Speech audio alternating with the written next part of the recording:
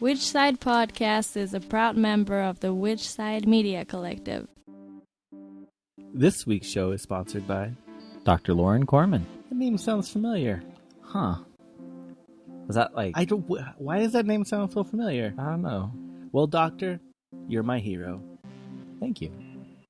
You could sponsor a show quite easily. Just go to our website, donate at least $10. That's all it takes. WhичSidePodcast.com. And we'll drop your name or whatever name you want, or even talk about anything you want. This is episode 81. Yeah, we talked to Ruby Roth. She's an author of children's books. Some pretty awesome ones, too. 3 books now. I own 2 of them. They're amazing. If you have a kid or you know anyone who's going to be having a kid, get her books. Donate them to schools, donate them to libraries. They're great. What events do we have going on this week? Well, I just recently contributed to a zine called After Prison. Myself, Rod Coronado, Josh Harper, and Jeffrey Lurs all contributed to this zine. And so What's this zine about? It's articles and interviews with former prisoners of movement prisoners, and it just has to do with dealing like after prison stuff. Because most of prisoner support focuses on during prison, so this is after prison, and all the zines are free to former and current movement prisoners, and so that's why there's an Indiegogo campaign currently to help get funding for printing and sending the zines out to prisoners. So this week, go support this zine. Yeah, I'll put a link up on whichsidepodcast.com. I think it's what, $15? $15 is the starting bid on that. Yeah. I'm sure anybody could afford it if you want to do something awesome to help support prisoners. Yeah, and their total need isn't super great. So go help them, get them published, get the word out. Whichsidepodcast.com. Yeah. April 27th, 1679. Habeas corpus laws were passed in England to prevent imprisonment without trial. I remember one time when you screamed at Senator Hatch, "It's called habeas corpus." Yeah, that did happen. That did happen. Yep. That was I fun. Yelled at our senior senator from the state of Utah. Yeah, that was about Guantanamo, I believe. Yeah, we were like, there was 3 of us that probably didn't support Hatch in that entire thing. No, there was a couple others because there was Tea Partiers there. It's true. But I think we had the camera trail on us from the beginning. Yeah. Yeah. That was a lot of fun. Yep. I shook his hand too. Yeah. He definitely gave me the devil stare. Like, I think I was wearing shorts and all my tattoos were visible and I have stretched ears, and so he knew that I wasn't there as a friend. Yeah. Which is funny because the previous time that I had seen him was at a security meeting for the Olympics where I wore I support the ELF shirt, where all they talked about was the ELF. Well, there you go. So that's the 2 times I've met him. You took your jacket off and forgot you were wearing the shirt underneath. That is correct. I was followed around by the security the rest of the time. Well, but you know what? You get. I do support the ELF. As you should. I hope you guys enjoy this one. Which side are you on?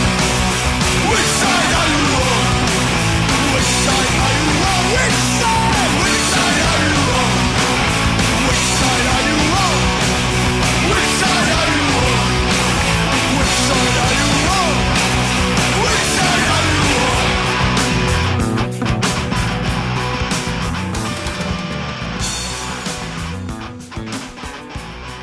Hey, cool. How are you guys? Doing well. I'm Jordan, by the way. And I'm Jeremy. Hi, guys. I hope you Nice can to tell us meet apart. you. Good to meet you. So what have you been doing today? I went to a crazy workout class this morning, and now I'm having a coma. What kind of workout stuff? Is it like the CrossFit thing, or? No, it's way, way more, not as crazy as that, but kind of crazy in a very small, minute muscle movement kind of way. It's a class that the teacher has designed her own classes and her own system. So specifically for injuries and dancers, and it works for me. And just it's really teeny tiny movements. It's crazy, but it's deep. I just solve it by not working out. I need to work out more. It's for sure. Everybody does. It does feel great when you work out. It's weird. Like, you don't want to get up and go and do it, but once you do it, you feel good afterwards. Exactly. Do you have like a post-workout like regimen that you do? You mean like a smoothie, that kind of thing? Yeah, like a lot of people will do like either a protein shake, and I know some people are big on carbs for right after working out. I don't totally subscribe to that because I eat so clean in general. And I'm not really worried about protein or building muscle. For me, I'm more about healing. I have some back injury stuff going on. But I do a superfood drink mix that my boyfriend, Justin Bua, helps develop with David Wolf. Do you know him? The name sounds familiar. Yeah. He's like the leading raw food guru, Okay. expert in the world. And it's really good. It's called Immortal Machine. And it tastes like, people say a Yoo-hoo, like chocolate Oh, Yoo-hoo. really? What? Really good. Yeah. I was always sad. I never had the opportunity to try one of those. I was I've- vegan so young. Yeah, I've never had a Yoo-hoo either. But that sounds Yeah, you know, amazing. I don't know if I have either. My boyfriend definitely had growing up on junk food in New York. So I'm going by what he says and what other people report. I think that's a good thing to talk to. Most people know that taste, that kind of like hot chocolate Ovaltine. I know Ovaltine. I loved Ovaltine. Well, there you go. So You had some of that. were you raised in a more health conscious family? I was. My mom was macrobiotic vegetarian since she was a teenager. And she always cooked that way for our family, although she also cooked meat as well. She didn't eat it. She didn't partake ever. My dad was a meat eater up until several years ago, and I finally converted him. But yeah, I was definitely raised in a household where health food was normalized. We've talked about macrobiotics a little bit on the show before, but can you kind of explain that a little bit? I mean, it wasn't like she talked about it with us, so it wasn't a heavy-duty system in place. But I kind of understood later in life that that's what it was. And I think macrobiotics is grains and veggies. I think they do incorporate fish, but I think it's about eating seasonally and locally. And I think it probably was developed, I feel like, in the 60s or 70s. I could be totally wrong, but it feels like a kind of hippie generation way of eating. So being raised in that family, how did you get involved in being vegan? Well, I was raised in this family. My parents met and we lived in Hawaii on an organic tree farm. So we were instilled with this love for the land and respecting the land, and kind of growing up with a contempt for chemicals and people who would, use that and go that direction when there was an alternative. I went to a very progressive high school where we were taught to question authority. I got into punk rock. I went to UC Santa Cruz, which was probably a mecca in the world of veganism. I lived with vegans, and it never occurred to me. I was a meat eater, ate meat and dairy, and it never occurred to me to turn all of that progressive education and upbringing onto my food choices. And when I met my current boyfriend, he wasn't my boyfriend at the time, but he said, hey, you're studying social justice and politics. You were raised by this family. You're very progressive and liberal. Your eating habits don't match your morals and values. What's up with that? And that basically blew my mind because I had an image of the kind of person that I was. And once I started looking into veganism and the motives behind it, there was a cognitive dissonance that was just so apparent. I couldn't go back. Did your parents feel challenged in how their upbringing? Because it seems like they were already pretty progressive. How did they react to that? I think they were happy for me. I mean, they didn't realize, when it started for me as a health experiment, that it would turn into what I do in my lifetime, and the books that I create and the art that I do. They were supportive. I think my mom's first question, probably like my own first question, was, are you sure you're getting enough protein? Goes to show you how brainwashed we all are, that everybody asks the same question. I mean, if I talk about the fact that I got the greatest blender in the world, people ask different questions. So where did you get it? Why does it make it great? But the fact that we all ask that same question, I think, is just a really key insight to how everybody's raised, especially when hardly anyone can define what protein is.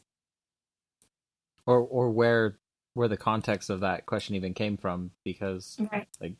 I don't know a vegan personally that is lacking any protein.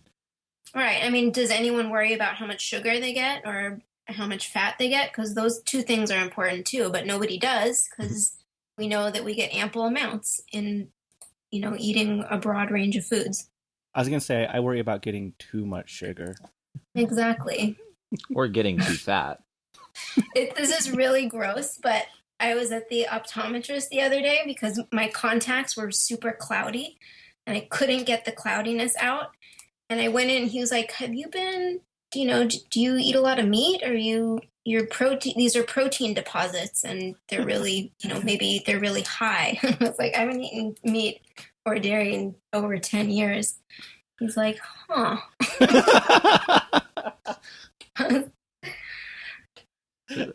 Yeah, you're definitely not lacking protein. I don't think so. If I'm literally coming out my eyeballs, I think I'm okay. So how did you get into creating like the books and your artwork?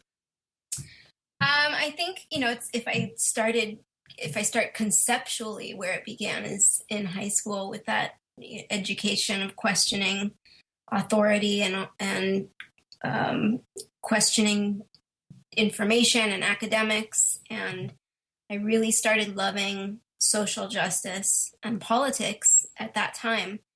And I think a punk rock education falls right into place there in questioning what's around you and really checking yourself and your behavior and actions against what everyone else thinks. So when I got to college, I majored in art and also American Studies, which is American history through the lens of race, class, sexuality, and gender. And when I graduated, I came down to LA and I was teaching art at an elementary school, and the kids were served string cheese and milk at recess, and most of them were obese. And they all wanted to know why I wasn't sharing the food. They always wanted to share it with me. And I went to find a book that I could bring to them to talk about my food choices, because finally at that time I was 100% vegan. And I couldn't find one that wasn't about a talking animal or a talking vegetable, which I felt like these kids were way too cool for school for. And they weren't going to relate to it. So with my interest in social justice and having an art background, which was the direction I always thought I was going to go in, I decided to create the book that I wanted to share with them. I'm sure you've probably heard this from a ton of parents, but as a vegan parent, I can't tell you how excited I was when That's Why We Don't Eat Animals actually came out. because it was right about that time where my daughter was actually starting to be like, okay, why really don't we? Why are you raising me this way? And it was like that perfect thing that just fit right into her life. Awesome. Do you remember, how old was she then? Oh, when did it come out? I'm trying to think. 2009. 3. She was 3. Oh, wow. Yeah. Good girl. Asking questions. So what's been great is she actually goes to a pretty progressive school where they can donate as many books to their library as they want, and they have 2 libraries. They have individual libraries in the classroom plus their school library, and she's always been the one pushing, like, we got to give, so every classroom in her school has that's why we don't eat animals, and vegan is love. Yes. Right and the school library just awesome. because of her. So that's awesome. I mean, that's the thing about kids is the vegan diet and lifestyle makes so much sense to them that they get on board and they're cheerleaders once they understand what's going on. When my books came out, of course, each one was met with outrage and controversy, and I've really never seen anything in all the readings that I've done and all the parents that I've been in contact with who have the book.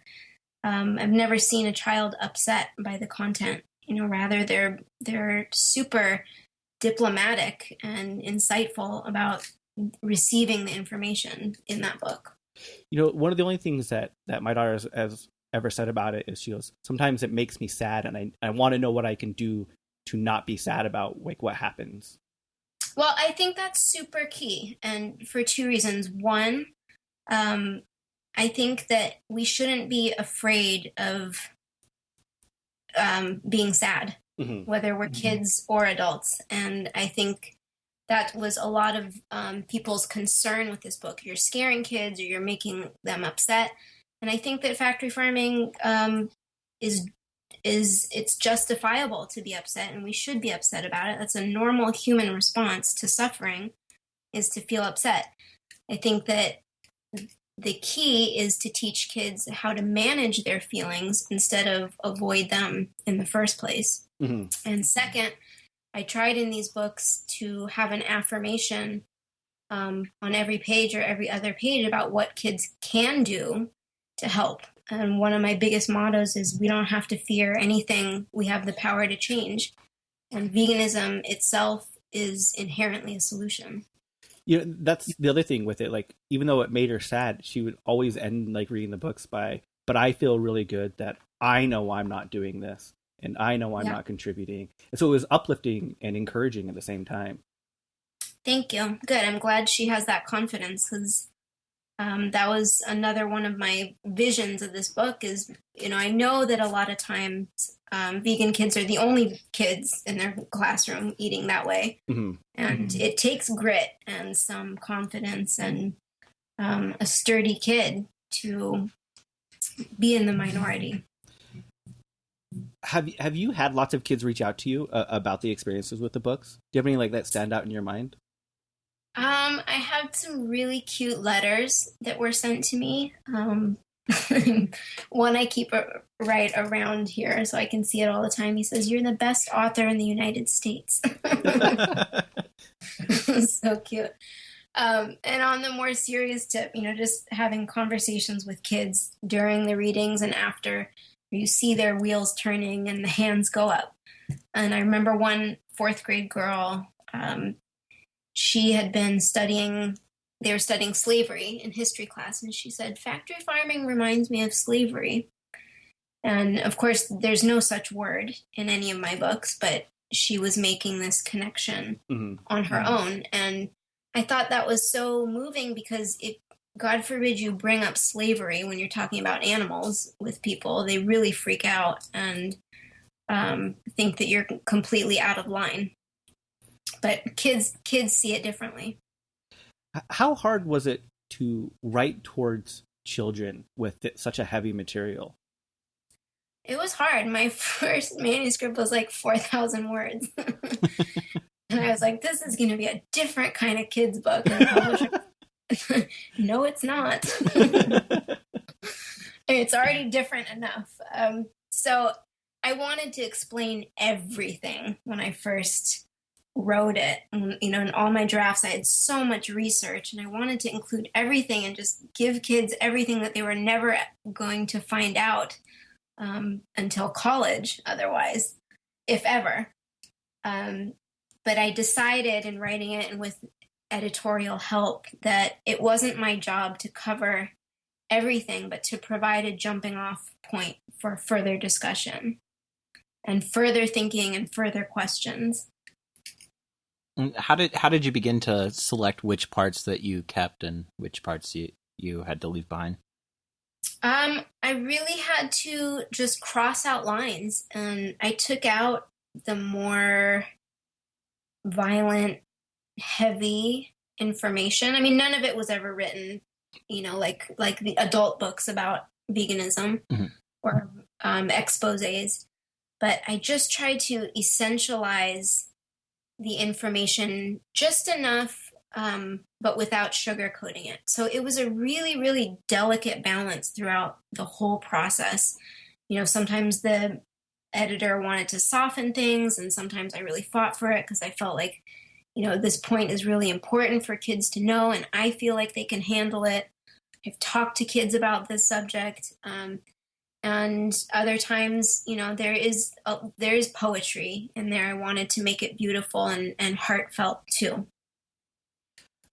How do you go about getting books targeted towards, you know, animal rights for children published? I can't imagine like what publishers would say. It was a nightmare. It was really, I think publishing is, I mean, everything, publishing and media and TV, everyone is very afraid with the economy the way it is of taking risks. And my book was the first of its kind, and that was a risk in itself. There wasn't anything to measure it up against in the genre. So I submitted my proposal to a lot of different companies, and pretty much every one of them said no, except one, which didn't say yes, but said, huh. And we really had to argue and convince them that this was a growing population and it was going to be more and more relevant to cultural interests. And I could see it here. I mean, that was 2008, and I was in Los Angeles. And since then, the vegan movement has just grown exponentially here. And we know it's grown around the world. And in the United States, we've doubled in size, at least since 2009. And I think it's a movement that's going to continue to grow. How has the publisher been since your first book? That was really interesting. I mean, they've always been supportive, and I really love them. But between the first book and the second book, there was a big difference. The second book didn't come out till 2012, Vegan is Love. And by that time, the word vegan wasn't so scary to put out in the marketplace. It had become a selling point because there was now a market of people looking for that word. Mm-hmm. So the first time around with That's Why We Don't Eat Animals, I had to really fight for that name. You know, they wanted to call it We Are All Earthlings, or, you know, something really vague and soft. And I knew that That's Why We Don't Eat Animals was catchy, and, you know, kids would like saying it. Families would, you know, rally around it. So it's been interesting. And by the third book, it wasn't even a question. The third book is V is for Vegan. Mm-hmm. And at that time in 2013, they were fine. What I find, That's Why We Don't Eat Animals, it's the perfect question, because every school child who's vegan, that's the question they get. Why don't you eat animals? And you're like, well, this is why. Like, it's a direct question, you know, answer to the question that they constantly are bombarded with. Yeah, and I think a lot of kids know instinctually why, but they have a hard time articulating it. So yeah, I think in every case across the board with education, if you educate kids, you give them vocabulary to express their feelings, they're going to become a more articulate person. Yeah, there was one time that my daughter had some new friends over at the house, and they actually asked the question, So instead of answering, she ran to her room and grabbed the book. That's awesome. Read this. Yeah, pretty much. That's great. So what kind of, have you received any negative feedback from activists in general about your work? From vegan activists? Mm-hmm.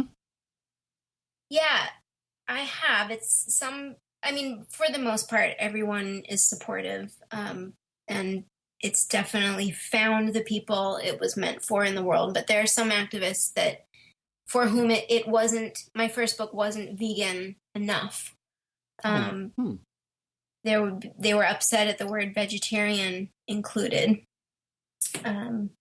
which was understandable, but from a conceptual point of view, but from a practical point of view, and to get it to reach the kids that I wanted to reach, I wanted to include vegetarians in that first book. I honestly don't even know.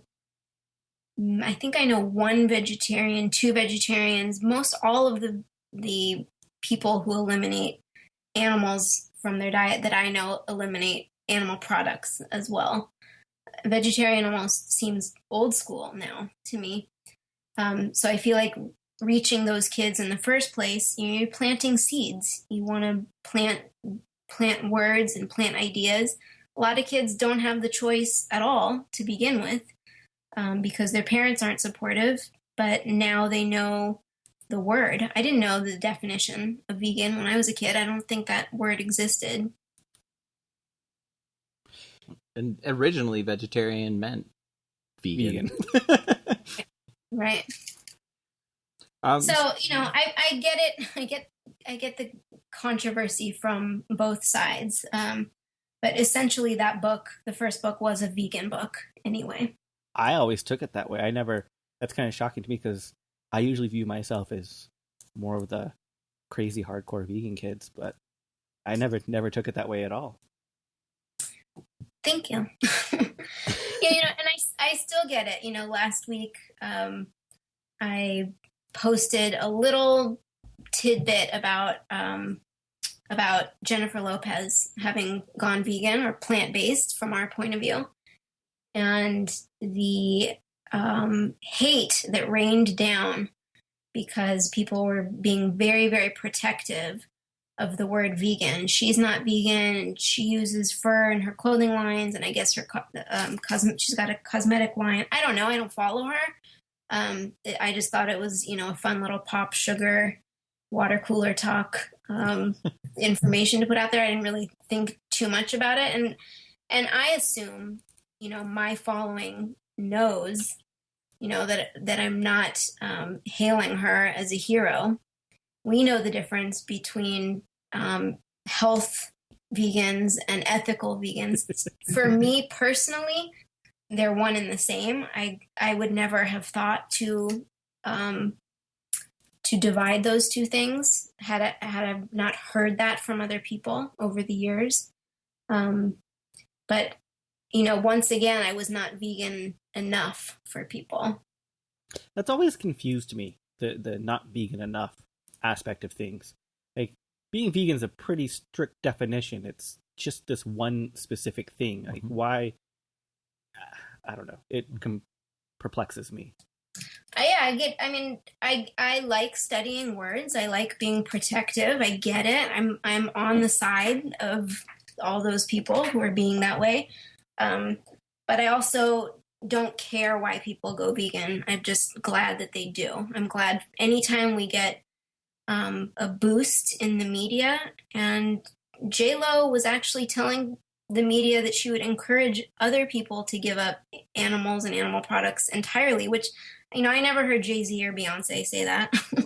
Yeah. So, I know she's got major corporations, and I'm sure, they're testing on animals, and she's got fur, just disgusting, but that's definitely not going to change if she didn't go vegan first. So who knows what it could lead to. But it's a starting point. I was point. really upset by the hate. I just, I don't want that anymore. I'm just shocked that I'm so out of the loop that I had no idea about J-Lo. You're not missing anything. Yeah, I didn't know either. It's all good. My wife probably knows. But yeah, I have no idea what's going on. So you said you came out of like the punk rock genre, I guess. What are some of the bands that you listen to? I liked the more melodic stuff. I wasn't super hardcore, but I went to high school in the Bay Area and spent a lot of time at Gilman, which was one of the punk meccas. But I loved Operation Ivy, Rancid, that kind of ska punk influence. But my friends were all about Dead Kennedys and Social Distortion and Bad Religion. All those bands that really teach you to question. I was definitely a ska kid, and then I got into like ska punk, then into hardcore. So I went through the whole gamut. As long as you're not listening to ska anymore, that's cool. I still like ska. I don't care. It's terrible. One of my favorite shows I ever went to was actually at Gilman Street. It was a little 3-piece. I think they were from Japan. They're called Double Happiness. They were like just these 3 17-year-old girls, and they were like gutter punk, but they sang about like butterflies and rainbows. It was fucking amazing.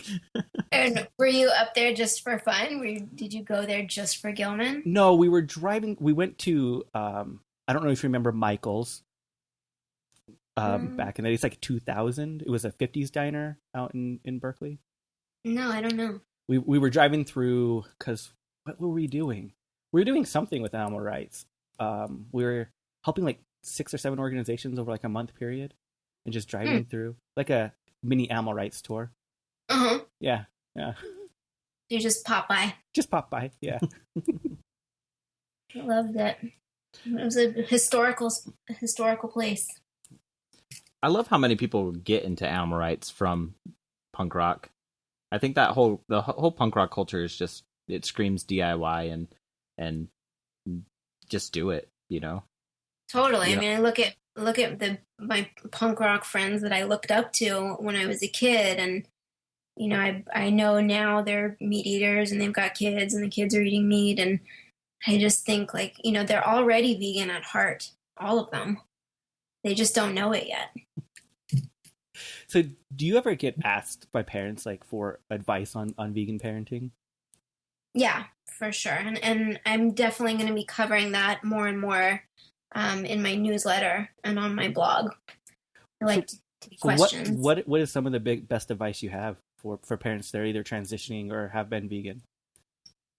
I think the most important thing is to share with your kids everything that you're learning. Don't assume that things are too complicated or too upsetting for them. They like being let in on secrets, especially if you treat it like, hey, guess what I found out today that not too many other people know, and I want to share it with you. Like that makes them feel really good and empowered. And I think creating a solid foundation of understanding at home makes a really strong kid. As long as they understand it, they're going to stick with it. The more they understand it, the more confident they're going to be, and the more likely that they stick with it, even when you're not around. For those kids who are transitioning, who weren't born and raised. Do you plan on staying with children's literature, or do you want to like move on and go into like young adult or even anything else? Like, is that just like your main focus? I like it just because I think I'm an artist before I'm a writer, and that gives me a venue to do my art in a way that I always hoped to be able to do more than art for art's sake. So doing the kids' books, I really enjoy that, making art purposeful in that way. And I think by the time kids are, 12 and 13, I think they can read books like Skinny Bitch and a lot of the other books that are out there. Even, I know, not that I'm a Michael Pollan fan, but he's got, I think, Omnivore's Dilemma for younger kids. but I think they're ready by that age that they can totally browse those books. So I feel like you can go straight from my books to Skinny Bitch.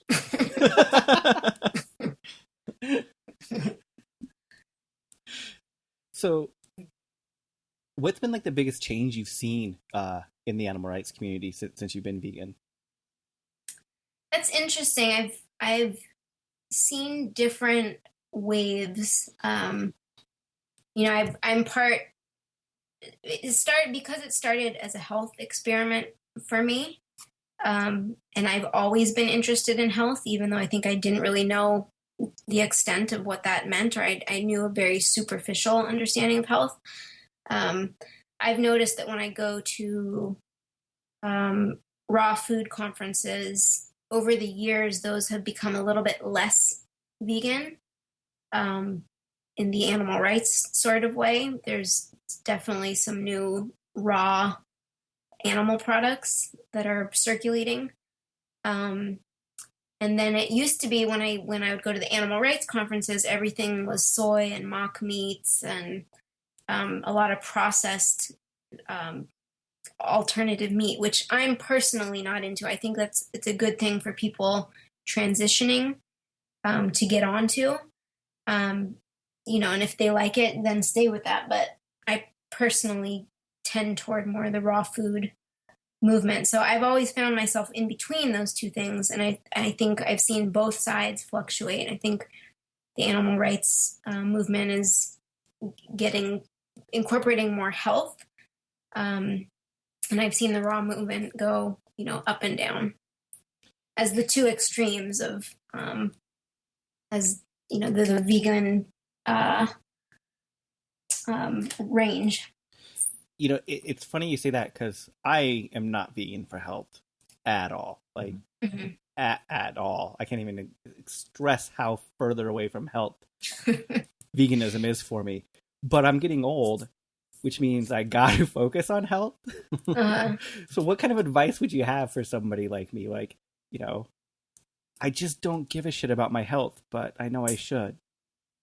I think you just add more greens. I think everybody should add more greens. That's kind of my go-to response for people, anybody. If I meet meat eaters and I'm trying to, slickly make them go vegan.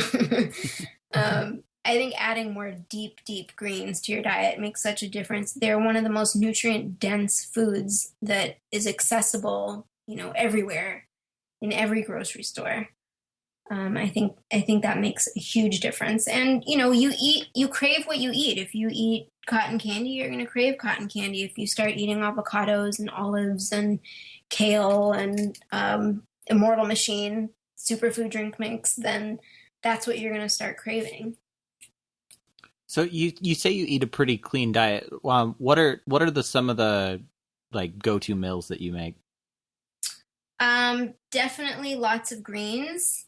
I would say the majority of my diet is greens. I like to try all different kinds. I make a lot of smoothies that I put tons of stuff in. They're usually chocolatey smoothies that have an almond base or a cashew base.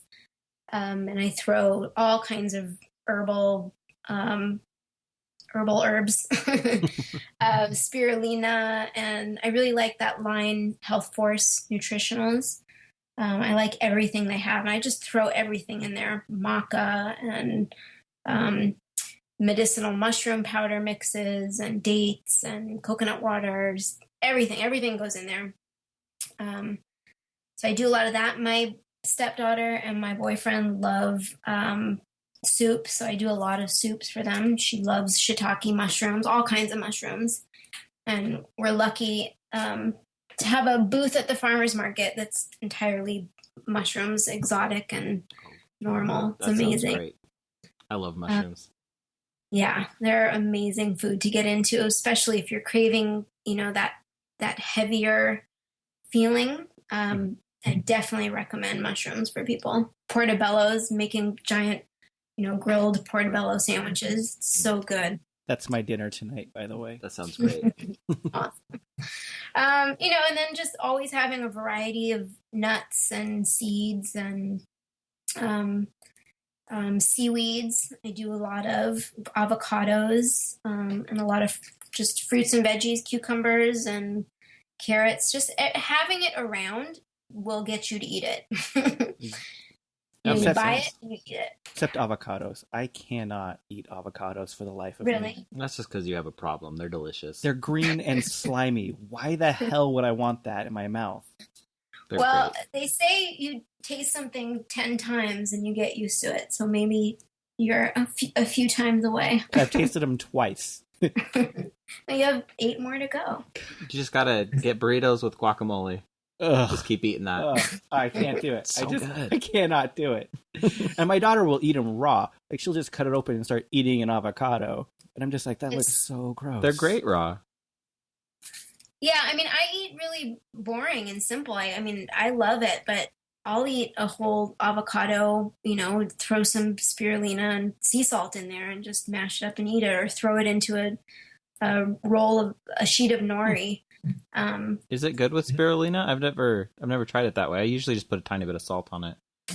I like it with spirulina, but I've built up my spirulina use. Maybe that's what's clogging my contacts, is all the spirulina. Because I use it so much on salads and pretty much everything, along with nutritional yeast. I like that too. Oh, I love nooch. Nooch is the best. Nooch, yep. But the with spirulina, I used to only pretty much use it for I'd get frozen bananas and soy milk and throw some spirulina in it, and it was kind of a green smoothie. Yeah. Yeah, I make my chocolate smoothies and they end up being green because the chlorophyll in the spirulina is much stronger pigment than that of chocolate. So I love it. You're talking about smoothies. Like, what's the health difference between like a smoothie and juicing? Is one better than the other, or is it just like a preference thing? I think with juices, the nutrients are maybe delivered quicker into your system. I think with smoothies, because there's so much fiber in them and you're not taking the fiber out, it's probably more slow absorbing. Smoothies, I feel like instinctually are more of a meal replacement. Okay. When I make that smoothie, that's my breakfast. I don't need to eat more after that. And my boyfriend makes a giant one in the morning, and he's not hungry till 1 or 2. So I think that's the main difference. You can add more fiber and heaviness to a smoothie. I definitely need to get into that. Sometimes I just skip breakfast completely, and that's not the best. Yeah, I mean, I think you eat when you're hungry, and definitely do not tell people. That everyone says like, oh, don't skip breakfast. That's the most important meal of the day. If your body doesn't want it, why would you shove food into your body? It makes no sense at all. I like eating early in the morning. I have a small frame, and I kind of eat little meals throughout the day. And by 5 o'clock at night, I really don't feel like eating anymore. And my Jewish mother was so worried about that. Like, oh, you need to eat, and I'm worried about you. Why aren't you eating? What's the problem? And I've just been, I think becoming vegan and learning so much about health, you just get more and more in tune with your body and less concerned about, social constructs about eating and what's normal and what's not. I love the way I eat. It's like the most perfect thing in my life. If I could make everything else as perfect as how much I love veganism, that would be awesome. Working on it. So do you have any secret like junk food that you just like, I'll sneak that in? I'm really clean. But I will eat chocolate. I'm a chocoholic. I think that's one of the foods that I could survive on. Even the kind with like no sugar at all, just dark chocolate. I'm still totally satisfied by that. I prefer dark chocolate, like the heavy dark. Yeah, I love it. I can do it. That's definitely my take to the desert island food. I can do like a 90%, but I think I enjoy a 70% or like that range better. You just need like so much less. There's so much. It's true. It like one bite will last so long. Yeah. fucking to die for. So I hate to disappoint you with something like it's not Twinkies, you know. there's no vegan Twinkies in my diet. I think like my naughtiest thing that like when I eat it I don't feel the best ever is bread. I love bread. I've slowly, eaten less and less of it over the years. I'm not against bread, but I personally feel better when I don't. But if there's like a really dark, crusty loaf around, I will eat the entire thing by myself over the week. Over a week, that's like 1 meal for me. God, I'm really small frame. I used to be. Well, that's another thing that avocado is really good on is bread. Just toasted bread, throw some avocado, and good to go. So simple. You're making me feel bad that I ate 2 cookies right before this. Oh, have you had those? You know Mary's Gone Crackers? You know that brand? I don't think I haven't seen that. But they carry them in Whole Foods now. I was always excited about them because I think from the beginning they put vegan on their cover of their box, and I was always stoked about that. But she's just started making these ginger snap cookies, and they're really good.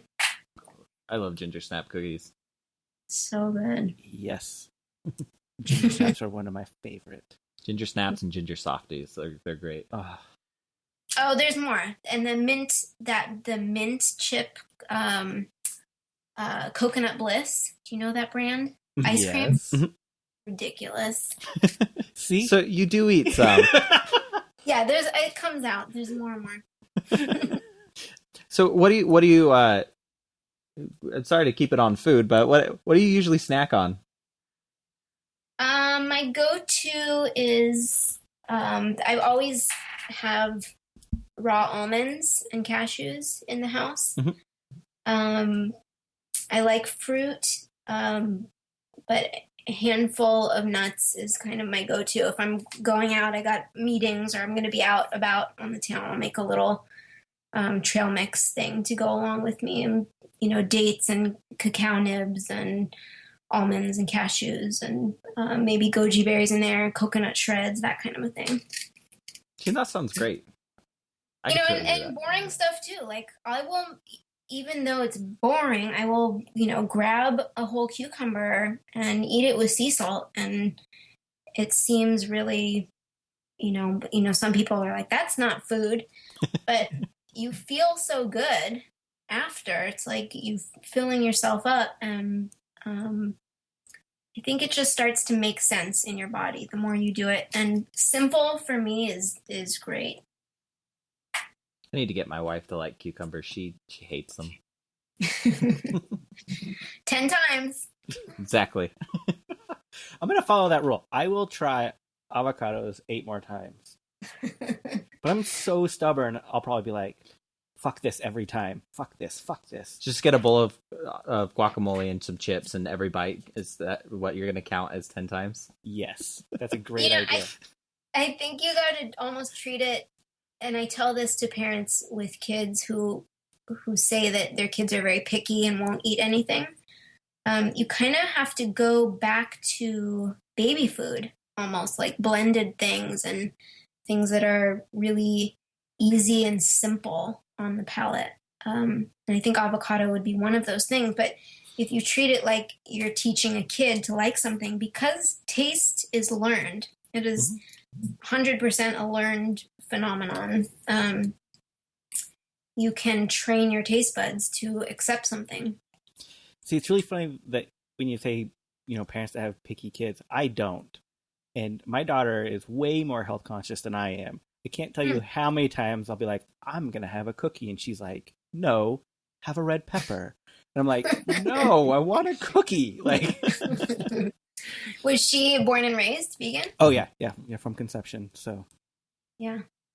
No, I think that makes all the difference. It's like they're in tune with their bodies. They're paying more attention to it. I remember there was one family dinner we were at where there was just 90% of the people weren't vegan. There's just me and my daughter and my wife. And she was eating, it was asparagus. and she'd eaten all of her asparagus. She's like, I want more asparagus. We're like, you need to eat more carrots first. Like all the other parents were like blown away, like how do you not have to fight about this? Like, yeah, parents are crazy because, they're like, oh, my kid won't eat that. All they eat is meat. Someone told me that the other day, and I was like, because they drive to the store and that's what they buy? I mean, you're out of your mind to think that you don't control what a kid likes. Yeah. Mhm. Yeah. Absolutely. So it reminded me, going to the parents, like, what was like the biggest controversy with your books that you got that you were just like, why is this even being brought up? Oh, I got everything across the board, from your frightening children. Fox, I had to debate a child psychologist on Fox who said that it was Vegan is Love was the most disturbing children's book he'd ever seen in his life. That's a great It's, platform really too. Cute and cuddly animals on the front, or like a super happy scene. That's a great selling point to me, though. No, I put it on my website. It's on the entry page. Fox says, "Do not buy this book." How did you get contacted by Fox? How did that happen? When Vegan is Love was released, it must have been the press release. I don't remember exactly how we stated it, but it must have sounded controversial, like, a vegan diet. Everyone thinks of it as a diet. So, and when you think of diet, you think restrictive. So being restrictive with children is very controversial. So I think the media picked up on it, like, as a like health endangerment to children. And I got that too. Like, someone said, you're a child abuser, just like really extreme not understanding. And pretty much the whole time I just ended up defending veganism and not really talking about my book and what was in it. But that's okay. It was fun. But one media hit led to another. So would you be on Fox again? Yeah, I loved it. In fact, after that clip, which everybody can see on my website, wedon'teatanimals.com, it's under Press and Praise. It's very comedic. I think everyone should watch it. Definitely. Their audience was actually way more responsive than when I did the Today Show. And I thought that was so interesting. And it wasn't, a lot of it was negative, like, you dumb bitch, I can see your ribs, but like it was a headshot, like just like ridiculous hate were coming out of nowhere. And then others were like military men who were like, that segment was ridiculous and I'm not vegan, but I thought what you were saying was really intriguing and I'm going to look into it. It was fascinating. Like, just that audience was way more engaged than the Today Show audience. What's been like your most like nervous interview you had to go into? I mean, besides us, right? I'm just I'm scared right now. That one was because, we all know Fox is going to go crazy on you. And it was a live debate. I knew I was going to have to go back and forth with, a child psychologist with a degree. And, I'm an artist and a writer and I stand strong. I've researched veganism, for the last 10 years, every day of my life. It's something. And I feel like if there was a PhD in veganism, I would have it, all around the animal rights, the environmental, all the reasons why you should. But you don't know what's coming to you on Fox. But I knew, I was kind of relishing in the fact that I knew I could be strong back with them because they just sensationalize everything so intensely that I knew I could be a little sensational as well. And it was fun. I think I came off well, and I not because I'm patting my own back, but because of the response I got even from Fox, viewers. I'm definitely going to check it out. I remember seeing clips of it right when it happened. Yeah. It's amazing. Like, there was a mediator, the host, who kind of bounced questions between my opponent and I, and she was just absurd. You know, like she asked me something that was almost something about fishermen, but it had this, underlying tone of like, how dare you question, our blue collar fishermen. It was almost like you're very, anti-American. It had that feel. So But obviously it's very biased. The interviewer. I'm sorry, say it again. So the interviewer was obviously very biased. Oh, totally, totally. I mean, even on the Today Show too, which you think of as like kind of happy and neutral, when they showed images from my book, they played this like scary music. Really? So absurd. Huh. I mean, and I really learned a lot about the media. I mean, we all know how bad it is and how corrupt it is and how bought everybody is. But what it turned out to be was different. I thought they were going to make me and my segments, I thought they were going to make me look like a crazy hippie. And what I realized when what happened was that they were going to let me keep my story and be authentic, not change around, and edit things to make it, sound like I'd said something that I didn't. They let me keep my story, but they would throw on a very extreme opposite to talk about it after or to respond to me. So I really learned, that's not that they're trying to make you look stupid. They're trying to ruffle feathers and sensationalize and create drama. Yeah. That was fascinating. Do you have any advice for anyone who wants to kind of follow in your own footsteps and go into children's literature? Don't. No. It's a tough business, and I do it because I love it. With 3 books, I can't say that it's a lucrative career, probably until you have many, many books, and the vegan market is still very, very small compared to, the rest of the genres that are out there. My advice to people is to stay where they are, and infuse veganism and environmentalism where it comes easy to them. Like what's in their wheelhouse. Even if you're a janitor, then, work on getting cruelty-free products and non-chemical products, especially if you're in a school. And if you're a stay-at-home mom, work on school field trips and inserting, the vegan view into, going to sanctuaries instead of SeaWorld, that kind of stuff. I think there's so much work to be done where we are. Because I was studying to be an artist and that's where I wanted to go, I couldn't help but get into this. But no matter what I do in my life, I'm always going to bring that viewpoint into my work. Well, so that's what I was going to ask you. You say that it's a very, very small genre. I was going to ask if you had ever crossed your mind to go outside of veganism in your children's books. I'm working on a project now that I think will be appealing to a broader audience, but it still will be vegan. You'll just find out later. Awesome. Can you share any details on that? It's top secret so far, but it's another book. Sweet. Okay. Well, I'm definitely looking forward to it. Thank you. Well, we'll have to reconnect and definitely talk about it soon. Definitely. For sure.